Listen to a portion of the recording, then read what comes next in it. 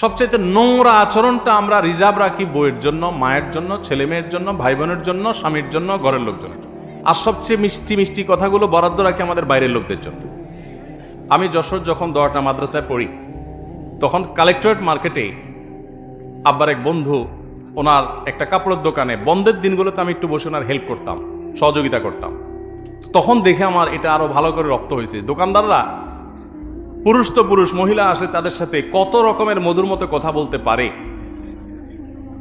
আর একই সময় যদি তার বউ বাসা থেকে ফোন দেয়, ফোনটা ধরেই প্রথমে বিসমিল্লাতি একটা ঝাড়ি দিয়ে বলবে, তোমার কি ঘরে কোনো কাজ কাম নাই?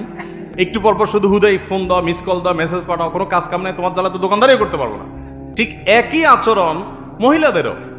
বাসা থেকে, দোকান থেকে যদি স্বামী ফোন দেয় বা বাইরে থেকে স্বামী ফোন দেয়, কি তোমার কাজ কাম নাই? হুদাই ফোন দাও সারাদিন, প্রবেশে তোমার বিমরতি ধরছে, নানান কথা। আবার যদি অপরিচিত আননোন করে নাম্বার থেকে কেউ ফোন দেয়, তাহলে আসসালামু আলাইকুম ভাই, কেমন আছেন ভাই, কে বলছেন? তখন কথার ভিতরে মধুর কোনো শেষ।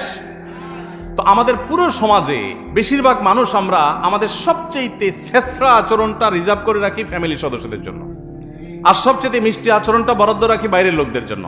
এর চেয়ে কপাল পড়া, এর চেয়ে দুর্ভাগা, এর চেয়ে খারাপ মানুষের কে হতে পারে যে তার পরিবারের লোকরা তার ভালো আচরণ পায় না, ভালো আচরণ বাইরের লোকদেরকে দেয়। অবশ্য বাইরের লোকদেরকে ভালো আচরণ দেয় বললে ভুল হবে।